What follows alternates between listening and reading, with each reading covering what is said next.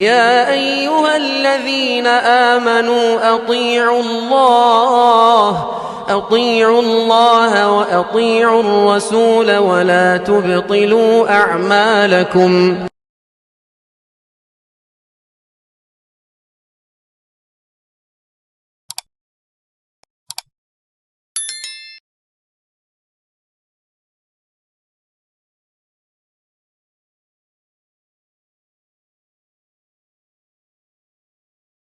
إن الحمد لله نحمده ونستعينه ونستغفره ونعوذ بالله من شرور أنفسنا ومن سيئات أعمالنا من يهده الله فلا مضل له ومن يضلله فلا هادي له أشهد أن لا إله إلا الله وحده لا شريك له وأشهد أن محمدًا عبده ورسوله يا أيها الذين آمنوا اتقوا الله حق تقاته ولا تموتن إلا وأنتم مسلمون يا أيها الناس اتقوا ربكم الذي خلقكم من نفس واحدة وخلق منها زوجها وبث منهما رجالا كثيرا ونساء واتقوا الله الذي تساءلون به والأرحام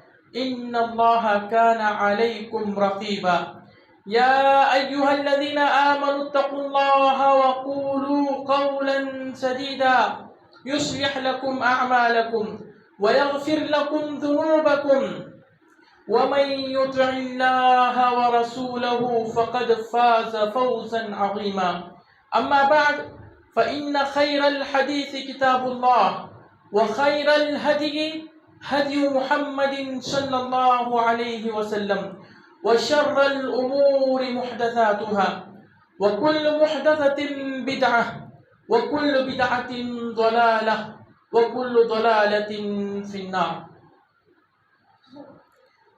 محترم حاضرین، ہر طرح کی تعریف، بڑائی، کبریائی، حمد و ثنا، تعریف و توصیف صرف اور صرف ایک اللہ رب العالمین کے لیے. وہی اکیلا خالق، مالک، مدبر، اسی کے ہاتھ میں موت و حیات، بیماری و شفا، مالداری اور غریبی. وہ اس کائنات کا اکیلا مالک ہے.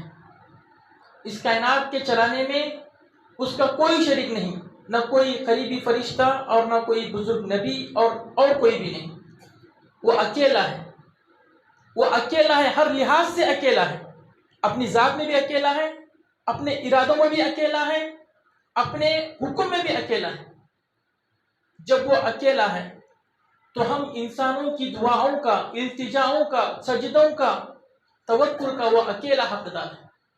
اس کے علاوہ کوئی نہیں کہ جس کے سامنے ہم ہاتھ پساریں یا اپنا دل سے اس پہ توکل کریں.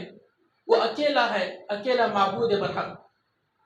لاکھوں کروڑوں درود و سلام ان مقدس ہستیوں پر جن کو اللہ رب العالمین نے ہماری ہدایت کے لیے چنا، ان تک وہ پیغام پہنچایا کہ جس پیغام پر چل کر ہم انسان دنیا اور آخرت میں کامیاب ہو سکتے ہیں. اور جن مقدس ہستیوں نے اللہ کی یہ امانت ہم انسانوں تک پہنچانے میں کسی طرح کی ذرہ برابر کمی کوتاہی تقصیر نہیں کی. خصوصی درود و سلام ہو ان نبیوں کے امام، ساری انسانیت کے سردار، میرے اور آپ کے نبی جناب محمد رسول اللہ صلی اللہ علیہ وسلم پر. حضرات، اس مسجد میں میرا تیسرا خطبہ ہے. پچھلے والے خطبوں میں نے نبی کریم صلی اللہ علیہ وسلم ہی کے سیرت کے تعلق سے کچھ باتیں عرض کی تھی. انشاءاللہ آج کے خطبے میں بھی نبی کریم صلی اللہ علیہ وسلم کی رسالت کی اہمیت اور رسالت کی صداقت، ان کے سچے نبی ہونے کے تعلق سے کچھ باتیں عرض کرنے کی کوشش کروں گا. سب سے پہلے نبیوں پر ایمان، رسولوں پر ایمان، یہ ایمان کے 6 بنیادی ارکان پر ہیں. ہم کو معلوم ہے، بچپن ہی سے ہم کو پڑھایا جاتا ہے کہ اسلام کے 5 ارکان ہیں، ایمان کے 6 ارکان ہیں. آمنت باللہ و ملائکتہ و کتبہ و رسلہ والیوم الآخر والقدر خیرہ و شرہ. اللہ پر میرا ایمان، یعنی اللہ ہے اور وہ اکیلا ہے، اس کا کوئی شریک نہیں ہے. پھر اللہ کے فرشتوں پر ایمان، بڑے بڑے فرشتے ہیں جن کو اللہ نے پیدا کیا ہے، جو اللہ ہی کے تابع ہیں. پھر کتابوں پر ایمان کہ اللہ رب العالمین نے ہم انسانوں کی ہدایت کے لیے کچھ کتابیں نازل کی ہیں، بہت کتابیں نازل کی ہیں. ان میں سے 4-5 ہم کو معلوم ہے، قرآن، تورات، زبور، انجیل.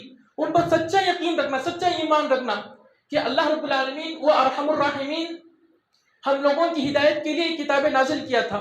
اور یہ یقین کہ ان میں سے جو پچھلی کتابیں تھیں وہ سب منسوخ ہو چکی ہیں، ان کی حیثیت ختم ہو گئی ہے. ابھی صرف باقی ہے قرآن، جو قیامت تک باقی رہے گا. قیامت تک وہی اللہ کا قانون، وہی اللہ کی ہدایت.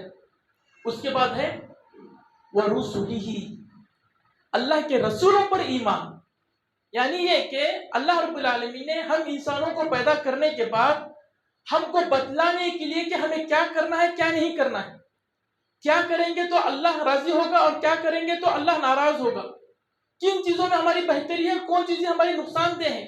یہ بتلانے کے لیے اللہ رب العالمین نے ہر قوم میں، ہر بستی میں، ہر جگہ نبیاں، انبیاء بھیجتا رہا ہے. یہ ہمارا یقین ہونا چاہیے، یہ ہمارا ایمان ہونا چاہیے. بہت سارے انبیاء تھے، لیکن ان میں سے 25 کا نام تقریباً اللہ رب العالمین نے قرآن میں ذکر کیا ہے. ان کے نام کے ساتھ ایمان ہونا چاہیے. یعنی آدم علیہ السلام برحق نبی تھے، نوح علیہ السلام برحق نبی تھے، صالح علیہ السلام برحق نبی تھے، ہود علیہ السلام برحق نبی تھے، پھر ابراہیم علیہ السلام، پھر اسماعیل علیہ السلام، پھر اسحاق علیہ السلام، اور پھر اس کے بعد جتنے نام قرآن میں ذکر ہیں تقریباً 25 نام. پھر ان کے علاوہ قرآن میں اللہ نے کہا کہ میں نے ہر جگہ نبی بھیجا ہے. جو نام اللہ نے نہیں ذکر کیا اس کو ہم پھر نہیں کہیں گے کہ وہ نبی ہیں. جو نام اللہ نے ذکر کیا ان کے بارے میں یقین رکھیں گے، ایمان رکھیں گے کہ وہ اللہ کے نبی. اور جن کے بارے اس کے بعد اللہ نے یہ کہا کہ میں نے بہت نبی بھیجے ہیں، پھر جس کا نام اللہ نے نہیں ذکر کیا ہے ان کے بارے میں ہم یہ نہیں کہہ سکتے یقین کے ساتھ کہ وہ نبی ہے. ہو سکتا ہے کہ نیک تھے اور بزرگ تھے اور مصلح تھے، الگ باتیں ہیں، لیکن نبی بولنے کے لیے یا تو اللہ بتائے یا تو رسول صلی اللہ علیہ وسلم بتائے کہ وہ نبی تھے. نام نہیں ہے تو پھر ہم نہیں مانیں گے، ان کو نبی نہیں کہیں گے. پھر یہ ہمارا عقیدہ کہ ان بہت سارے نبیوں میں سے 5 نبی افضل تھے جن کو اللہ نے کہا کہ اولو العزم من الرسل.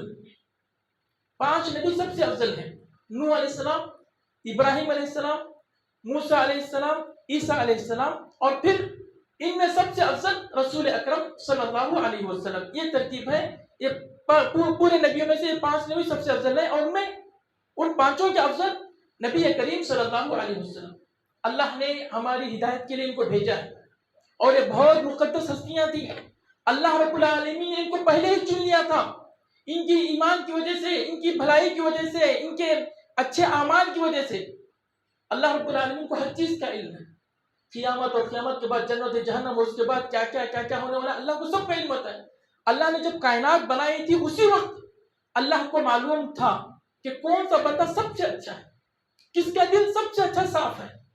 اس لیے اسی وقت اللہ رب العالمین نے ان مقدس ہستیوں کو اپنے علم کی بنیاد پر چن لیا تھا.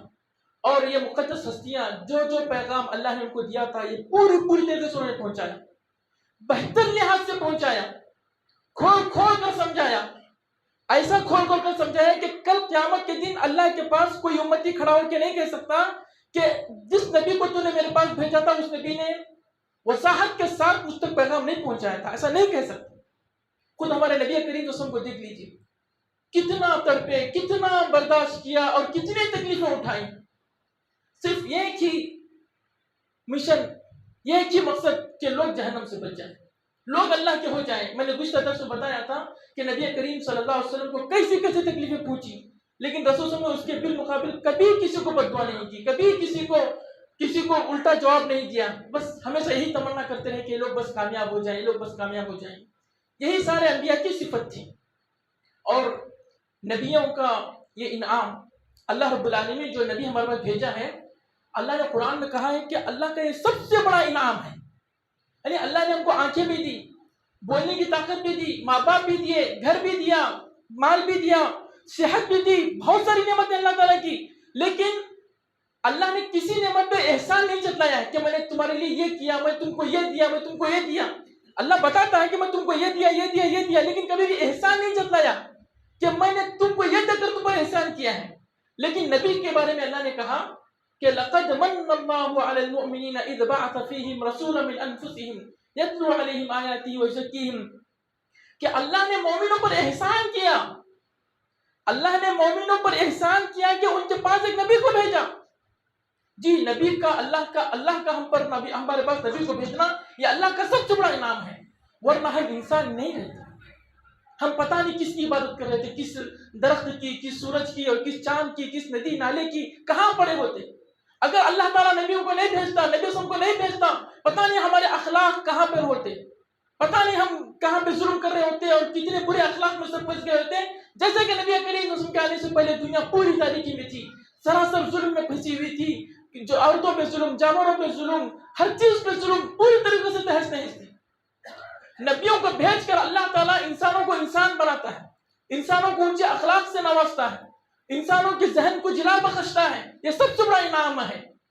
اللہ نے کہا کہ میں نے نبیوں کو تم پر بھیج کر تم پر بہت بڑا احسان کیا. یہ کچھ باتیں تھی نبیوں کے تعلق سے.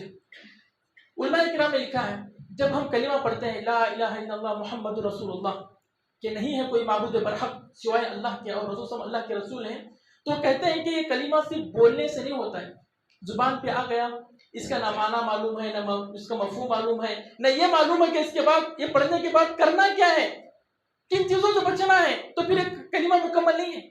تو انہوں نے بتلایا ہے کہ لا الہ الا اللہ کو اگر سمجھنا ہو تو اس کی سات شرطیں ہیں.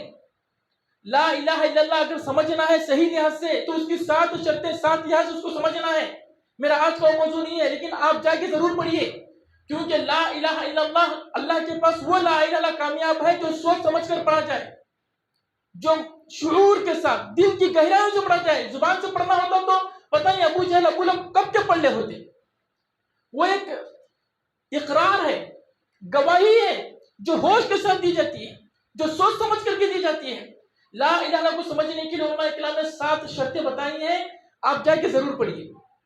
اسی طریقے سے محمد الرسول اللہ کے بھی لوگ علماء کرام نے کچھ شرطیں بتائی ہیں کہ کیا کریں گے تو تب ہم گواہی دیں گے کہ ہاں میں مانتا ہوں کہ رسول صلی اللہ علیہ وسلم میرے نبی. اس میں علماء کرام نے لکھا ہے کہ سب سے پہلے آپ کو یہ اقرار کرنا ہے کہ رسول اکرم صلی اللہ علیہ وسلم نے جو بھی خبریں دی ہیں وہ سب سچی ہیں، جو بھی بتلایا ہے وہ سب سچی ہے، اس میں ذرہ برابر شک نہیں ہونا چاہیے. رسول اکرم صلی اللہ علیہ وسلم نے جو حکم دیے اس کو بچانے کی کوشش کرنی ہے. رسول اکرم صلی اللہ علیہ وسلم نے جن چیزوں سے منع کیا ان سے بچنے کی کوشش کرنی ہے، اور اللہ کی عبادت اسی طریقے پر ہوگی جیسے رسول اکرم صلی اللہ علیہ وسلم نے بتلایا ہے. یہ معنی ہے رسول کو رسول ماننے کا. ورنہ یہ کہ میرے دل میں خواہش ہی نہیں ہے کہ میں رسول کے اوامر پر عمل کروں، تو یہ اصل پورا اقرار نہیں ہے. رسول کو اللہ نے کیوں بھیجا؟ کیوں ان کی اطاعت کی جائے.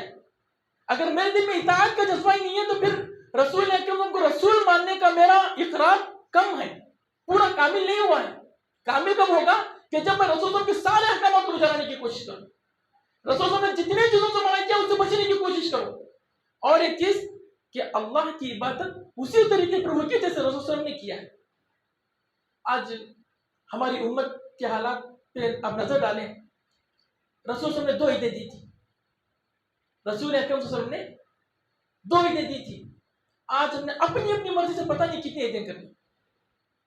رسول اکرم صلی اللہ علیہ وسلم سے جو رات جاگنے کا ثبوت ہے، جس رات جاگنے کا حکم ہے وہ شب قدر ہے. یہ رمضان کی آخری 10 راتیں پوری ہیں، اس میں طاق راتیں کی زیادہ فضیلت ہے. دوسری اور کسی رات کے بارے میں رسول سے کوئی نص ثابت نہیں ہے. ہم نے پتہ نہیں کتنی راتیں اپنی طرف سے بنائی. رسول اکرم کو اگر رسول مانتے ہیں، رسول اکرم کو اگر رسول مانتے ہیں تو پہلے یہ دیکھنا ہے کہ میں یہ رات جاگ رہا ہوں، اس رات کو رسول نے جاگا ہے کہ نہیں جاگا ہے. اس رات جاگنے کی فضیلت رسول اکرم صلی اللہ علیہ وسلم سے صحیح طور سے ثابت ہے کہ نہیں ہے؟ نہیں ہے تو ہرگز نہیں جاگنا ہے. کیونکہ جس کام کو رسول نے نہیں کیا اس کو چھوڑنا بھی عبادت ہے. جس کام کو اس کا سبب ہونے کے باوجود وہ رات، وہ دن، وہ تاریخ رسول کی زندگی میں آئی تھی، رسول نے اس کو نہیں کیا، 12 रबीउल अव्वल रसूल की जिंदगी में 23 मरतबा नबी बनने के बाद आया। उस दिन रसूल सल्लल्लाहु अलैहि वसल्लम ने कोई खुसूसी काम नहीं किया, तो उस दिन खुसूसी काम नहीं करना ये रसूल की इत्तिबा है।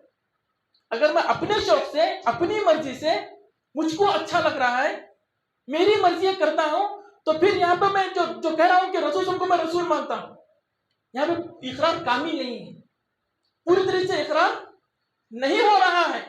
रसूल को इकरार मानने का कि रसूल ने किया है तो किया है, नहीं किया है तो नहीं करना है, चाहे मुझको कितना अच्छा क्यों ना लगे।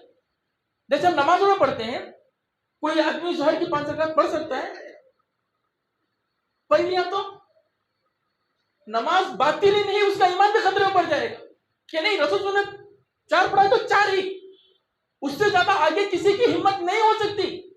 इसी तरीके से सारी चीजों में ये रातें और ये दिन और ये ईदें रसूल ने नहीं की है, तो उसको छोड़ना भी रसूल अकरम की सच्ची नबूवत का इकरार है कि वो मेरे नबी हैं, वो जो कि होंगे मुझे वही करना है। फिर दीन में मेरी मर्जी, मुझको ये अच्छा लगता है, नहीं वो लोग करते हैं उसके और बहाने नहीं। रसूल की इत्तिबा ये है कि रसूल ने किया है, नहीं किया है, नहीं किया तो नहीं किया है। ये रसूल के मानने के तकाजों में से एक तकाजा है।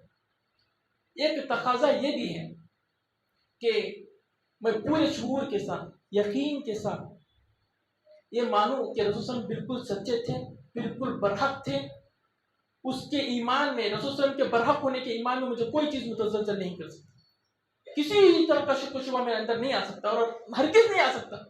चाहे हमारे टुकड़े टुकड़े कर दिए जाए, चाहे हम पर कितने शुबहात सब फैला दिए जाए, नहीं, वो बरहक नबी थे। रसूल अकरम वसल्लम के बरहक नबी होने के कई सारे दलाइल हैं। एक तो रसूल के नबी बनने से पहले वो दलाइल शुरू हो गए थे। हमको मालूम है कि नबी करीम सल्लल्लाहु अलैहि वसल्लम अभी नबी नहीं बने थे। रसूल मक्का में चलते रहते तो दरख्त आपको सलाम किया करते थे, दरख्त आपको रसूल को सलाम किया करते थे। रसूल नबी बनने के बाद मदीना में कहा कि मक्का में मुझको अभी एक पत्थर मालूम है जो मुझको मेरे नबी बनने से पहले मुझको सलाम किया करता था। नबी करीम नबी बनने से पहले कहीं पर जा रहे थे, रसूल को बादल ने साया किया था, रसूल को बादल ने साया किया था। एक मर्तबा रसूल के चाचा अबू तालिब ने रसूल अकरम वसल्लम को शाम लेकर गए तिजारत के लिए। अभी शाम को नहीं पहुंचे थे, शाम यानी सीरिया, आजकल के जमाने का सीरिया, जहाँ पे फलस्तीन वगैरह सब वाक़ है, वहां पे वो जाते थे। अभी रास्ते में थे तो उस वक्त एक बहुत बड़ा राहिब, ईसाइयों का बहुत बड़ा आलिम वहां पे रहा करता था। जब अबू तालिब रसूल को लेकर वहां पे गए तो राहिब की निगाह उस पर पड़ते ही, राहिब जो कि ईसाइयत का बहुत बड़ा आलिम था, ईसाइयत का बहुत बड़ा आलिम था, वो जो इंजील वगैरह उसका बहुत बड़ा आलिम था, उसने देखते ही महसूस किया कि तौरात में, इंजील में जिस आखिरी नबी के जो सिफात बताई गई हैं, उस बच्चे के अंदर मैं महसूस कर रहा हूं। वो राहिब आया और अबी तालिब को पूछा कि क्या माजरा है, क्या नहीं है। तो उसने कहा, उस राहिब ने कहा अबू तालिब को, क्या अबू तालिब, मैं आपको कह रहा हूं कि तुम इस बच्चे को लेकर यहीं से चले जाओ, इस बच्चे को लेकर अभी मक्का वापस चले जाओ, शाम मत जाओ। आप शाम चले जाओगे, सीरिया चले जाओगे तो वहां पर जो पादरी मौजूद है, जो ईसाइयत के बड़े बड़े आलिम हैं, वो उसको पहचान लेंगे और फिर मुझे डर है कि कहीं उसके साथ तो कुछ बुरा ना करे, क्योंकि जब उनको मालूम पड़ेगा कि ये आखिरी नबी है और फिर ये किसी दूसरे कौम से आने वाले हैं, कहीं और जो इस बच्चे को तकलीफ ना पहुंचाए। अभी रसूल की उम्र बहुत छोटी थी, कहीं इस बच्चे को तकलीफ ना पहुंचाए, इसलिए तुम यहीं से उनको लेकर चलो। इस तरह के बहुत सारे दलाइल हैं नबी बनने से पहले के बहुत सारे दलाइल हैं जिसमें रसूल के बारे में निशानी हो गई थी कि नबी बनने वाले।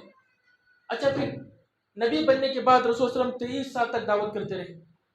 23 साल तक रसूल ने खबरें देते गए, बताते गए कि क्या होगा क्या नहीं होगा। रसूल अकरम सल्लल्लाहु अलैहि वसल्लम ने जो चीजें जैसी बताई वैसे ही वाक़ई हुई। रसूल अकरम सल्लल्लाहु अलैहि वसल्लम ने जो चीजें बताई थी कि हम कामयाब होंगे, इस्लाम का सर ऊंचा होगा, बातिल मिटेगा, वैसा ही हुआ। इस्लाम के शुरू दौर में जब हजरत बिलाल को सताया जाता, जब हजरत अम्मार बिन यासिर को सताया जाता, जब हजरत यासिर को सताया जाता, जब हजरत सुमैया को सताया जाता, जब हजरत उस्मान पे पता नहीं किस तरह की तकलीफें हो रही थी। एक मर्तबा नबी करीम सल्लल्लाहु अलैहि वसल्लम काबतुल्लाह से पीठ लगाए, काबतुल्लाह के साए में बैठे थे। صحابہ نے آ کے شکایت کی، الا تستنصر لنا الا تدعو لنا، کیا اے اللہ کے رسول صلی اللہ علیہ وسلم کیا آپ اللہ سے دعا نہیں کریں گے ہمارے لیے؟ کیا آپ اللہ تعالیٰ سے ہمارے لیے مدد طلب نہیں کریں گے؟ تکلیف حد سے زیادہ گزر چکی ہے، کفار مکہ ہمارا جینا حرام کر دیا، ہم کو ہر طرح سے تکلیف دے رہے ہیں، آپ اللہ سے دعا کیوں نہیں کرتے کہ اللہ ہم کو مدد بھیج دے؟ کہتے ہیں کہ جملہ سن کر رسول صلی اللہ علیہ وسلم اٹھ بیٹھے، تھوڑا ٹیک لگائے ہوئے تھے، اٹھ بیٹھے اور رسول اکرم صلی اللہ علیہ وسلم نے کہا کہ اے لوگوں سنو، اس دین کے خاطر، اس توحید کے خاطر تم سے پہلے والے لوگوں کو زمین میں آدھا گڑا کر کے، آدھی زمین میں اس کو آدھا دفن کر کے آرے سے اس کو چیر کے 2 ٹکڑے کر دیے جاتے ہیں، لیکن وہ نبیوں پہ ان کا سچا ایسا ایمان تھا ان لوگوں کا کہ وہ کبھی حق سے نہیں پھرے۔ کچھ لوگوں کو ایسا کیا گیا کہ لوہے کی کنگیاں کی گئیں، تم سے پہلے کچھ لوگوں کو اس توحید کے خاطر لوہے کی کنگیوں سے ان کے چمڑے اور ان کے گوشت کو الگ کر دیا گیا، لیکن وہ کبھی بھی پیچھے نہیں ہٹے اس نبیوں کی سچائی سے۔ ایک دن آئے گا کہ میرا یہ دین سر بلند ہوگا، ایک دن آئے گا میرا یہ دین سر بلند ہوگا، تم دنیا کے کونے کونے میں پھرو گے لیکن تمہیں کسی مشرک کسی کافر کا ڈر نہیں ہوگا، ہر جگہ اسلام کا جھنڈا لہرائے گا، لیکن تم لوگ جلدی کر رہے ہیں۔ وَلَكِنَّكُمْ قَوْمٌ تَسْتَعْجِلُونَ، صبر کرو، یہ صبر کا وقت ہے، یہ آزمائش کا وقت ہے، اللہ کی مدد ضرور آئے گی۔ آئی تھی کہ نہیں آئی تھی؟ آ گئی الحمدللہ۔ ایک زمانہ تھا، ابھی تو یہ ہماری بدعملی کی وجہ سے آج ہم مظلوم ہیں، مقہور ہیں، اور آج سے 100 سال پہلے تک چلے جائیے، پوری دنیا میں کس کا جھنڈا رہنا رہا تھا، کس کی شان تھی، کس کی حکومتیں تھیں اور کس کا دبدبہ تھا، سب کو معلوم ہے۔ ہوا کہ نہیں ہوا؟ یہ وقت تھا کہ اسی کعبۃ اللہ میں رسول اکرم صلی اللہ علیہ وسلم کی مبارک پیٹھ پر اونٹ کی روجڑی رکھی جاتی تھی، لیکن آج ماشاء اللہ آپ مکہ لیو کا ڈال دیجئے، وہاں کی بھیڑ دیکھ کر، وہاں پہ ہر طرح کے مسلمانوں کو، ہر ملک کے مسلمانوں کو کی ایک بڑی تعداد دیکھ کر دل کو سکون پہنچتا ہے۔ یہ رسول نے اس وقت بتلایا تھا، ان کی پیشگوئی پوری ہوئی، یہ نبی کے سچے ہونے کی دلیل ہے۔ جنگ خندق کا واقعہ ہم کو معلوم ہے کہ 10,000 کا لشکر مدینے پہ آنے والا تھا، اچانک خبر ملی رسول اکرم صلی اللہ علیہ وسلم کہ 10,000 کا لشکر اچانک، سارے کافر، سارے مشرک مل کر، یہودی اور سارے عرب کے جتنے قبیلے سب ایک ساتھ مل کر خاموشی سے مدینے کی طرف بڑھتے جا رہے ہیں۔ اللہ کی مدد آنا تھا، بس ایک صحابی تھے حضرت سلمان فارسی رضی اللہ تعالیٰ عنہ، انہوں نے کہا کہ اے اللہ کے رسول صلی اللہ علیہ وسلم، ہمارے علاقے میں، یعنی ایران کے تھے وہ، کہ ایران میں ہمارا جنگ کا ایک طریقہ ہوتا ہے کہ اگر سامنے والا دشمن بہت زیادہ ہے تو ہم ایسے کرتے ہیں کہ اپنی ہی گاؤں میں رہ کر اپنے گاؤں کے اطراف میں خندق بنا لیتے ہیں۔ تو رسول صلی اللہ علیہ وسلم نے مشورہ یہ سمجھا کہ مدینے کے اطراف میں خندق بنائیں۔ اس وقت تقریباً 3,000 صحابہ کرام تھے، رسول اکرم صلی اللہ علیہ وسلم نے 40 صحابہ کا ایک گروپ بنایا، اور ہر گروپ کو 10 گز ہاتھ کی ذمہ داری دی گئی کہ خندق کھودیں گے اطراف میں۔ پوری خندق کھودنا تھا 3 کلومیٹر اور 7 میٹر چوڑی، 9 میٹر گہری، اتنی لمبی خندق بناتا تھا، صرف 3 دن کے اندر بنایا صحابہ کرام نے، کیا صحابہ کرام نے، تڑپا صحابہ کرام اس دین کے لیے۔ لیکن جب خندق کھود رہے تھے، بیچ میں ایک جگہ پر ایک سخت چٹان آئی، کسی سے نہیں ٹوٹ رہی تھی، صحابہ کرام نے آ کر رسول سے شکایت فرمائی کہ ایسا مسئلہ ہے، ایک جگہ بہت سخت چٹانیں ٹوٹ نہیں رہی ہے۔ نبی کریم صلی اللہ علیہ وسلم آئے، اپنے مبارک ہاتھوں پہ کڑالی لی، ایک مار مارا۔ صحابہ کرام کہتے ہیں، حضرت سلمان فارسی کہتے ہیں کہ اس مار سے چنگاری پھوٹی، پتھر بھی پھوٹا، اس کے ساتھ ایک نور بھی پھوٹا۔ رسول اکرم صلی اللہ علیہ وسلم نے کہا کہ شام کے خزانے مجھ کو دے دیے گئے، سیریا کے سارے، حالانکہ اس وقت سیریا میں دنیا کی سب سے زیادہ سپر پاور طاقت قیصر وہاں پہ رہتا تھا، قیصر کی حکومت وہاں پر تھی، دنیا کا اس وقت سب سے بڑا سپر پاور۔ پھر رسول صلی اللہ علیہ وسلم نے اور ایک کلاڑی ماری، اس کلاڑی کے ساتھ اور ایک روشنی پھوٹی، تو رسول اکرم صلی اللہ علیہ وسلم نے فرمایا کہ مجھ کو اللہ رب العالمین نے کسرا، ایران کے سارے خزانے دے دی۔ حضرات دیکھیے، یہاں پر حال ابھی یہ ہے کہ 10,000 کا لشکر آنے والا ہے۔ 10,000 کا لشکر سن کر یہ جنگ ایسی تھی، یہ وقت ایسا تھا کہ جس میں اللہ نے کہا کہ وَبَلَغَتِ الْقُلُوبُ الْحَنَاجِرَ، کلیجے منہ کو آ گئے تھے، پورے منہ سوکھ گئے تھے کہ کیا ہوگا، 10,000 کا لشکر آ گیا ہے، آ کے اچانک حملہ کر دیا تو رسول صلی اللہ مارے جائیں گے, صحابہ کرام مارے جائیں گے, صحابیات ساری ہماری امت میں لونڈیاں بن جائیں گی, اسلام ختم ہو جائے گا. سخت قسم کا حال تھا. جتنے کمزور ایمان والے تھے وہ نعوذ باللہ غلط سوچ رہے تھے کہ اگر رسول صلی اللہ علیہ وسلم سچے ہیں تو پھر یہ کیسا ہو گیا کہ 10,000 کا لشکر اچانک چھپے چھپے سیدھا ہم تک مدینہ آ کر پہنچ رہا ہے. حالات سخت تھے, کیا ہوگا کیا نہیں ہوگا. کمزور ایمان والے تو نعوذ باللہ اللہ پر برا گمان کر رہے تھے, کلیجے منہ آ گئے تھے, آنکھیں پھٹا گئی تھی, ایسا خطرناک ماحول تھا.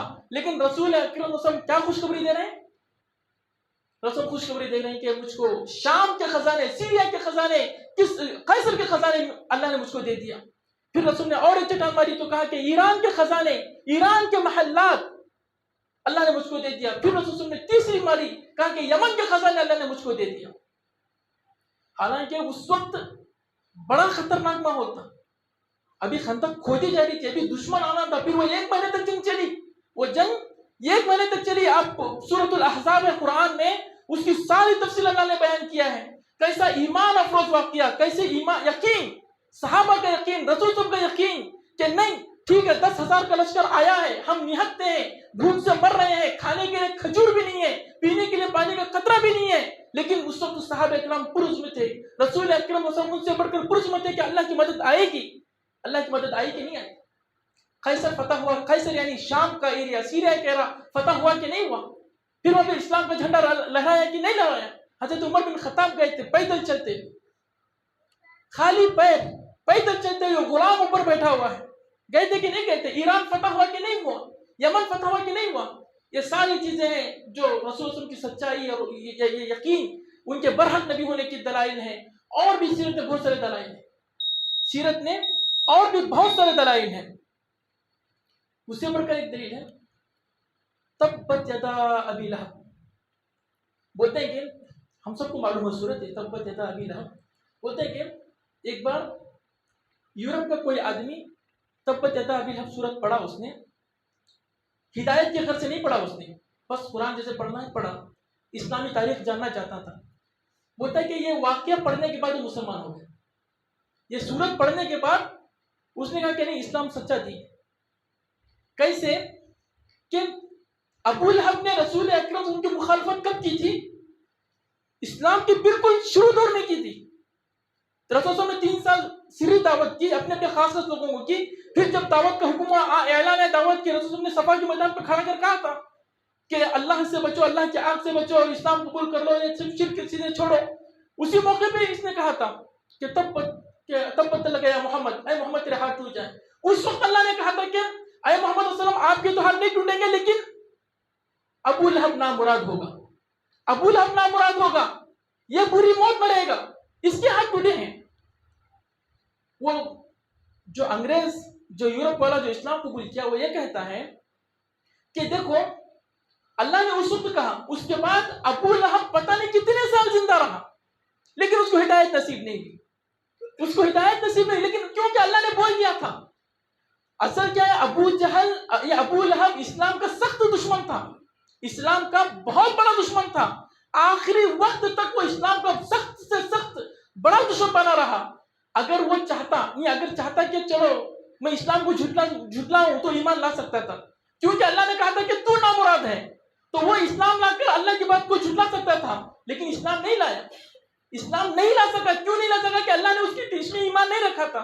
تو سچ کیا ہوا کہ شروع دور میں اللہ نے کہا تھا کہ یہ ابو لہب نامراد ہے, یہ کفر میں مرے گا, یہ شرک میں مرے گا, اور ہوا بھی ایسا ہی, ہوا بھی ایسا ہی. 13 پتہ نہیں اس کے بعد کتنے سال وہ زندہ رہا, لیکن اس کو ہدایت نصیب نہیں ہوئی. اس کا انجام اس کا انجام موت پر ہوا, شرک پر ہوا. بلکہ جیسے روایت میں آتا ہے کہ وہ بہت بری موت مرا. اس کے جسم پہ اتنے سخت اور پھیلنے والے پھوڑے اور کیا گندگی آ گئی تھی, زخم آ گئے تھے کہ اس کے بچوں نے بھی اس کو نہیں دفنایا. ایسے ہی ایک جگہ گڑھے کھود کر انہوں نے لکڑی سے اس کو ڈھکیل کے اس کو دفن کیا. اللہ کا وعدہ پورا ہوا کہ نہیں ہوا؟ یعنی رسول نے جیسے بتایا تھا ویسے ہوا. یہ 2 3 4 چیزیں نہیں, قیامت تک کی چیزیں اور پتہ نہیں کتنی طرح کی چیزیں, بہت ساری چیزیں ہیں جو ہمیں بتلاتی ہیں کہ یہ انبیاء سچے تھے, نبی کریم صلی اللہ علیہ وسلم سچے تھے. ہماری کامیابی انہی کے راستے پر چلنے میں, ہماری کامیابی چاہے دنیا کی ہو چاہے آخرت کی ہو, انہی کے راستے پر چلنے کی ہے. ان سے ذرا برابر انحراف نہیں ہونا ہے. اللہ رب العالمین سے دعا ہے کہ اللہ رب العالمین ہمیں رسول اکرم صلی اللہ علیہ وسلم کی سچائی، ان کی عظمت کو سمجھنے کی توفیق عطا فرمائے، ان کا مطیع و فرما بردار بنائے۔ سبحان ربک رب العزة عما یصفون وسلام علی المرسلین والحمد للہ رب العالمین۔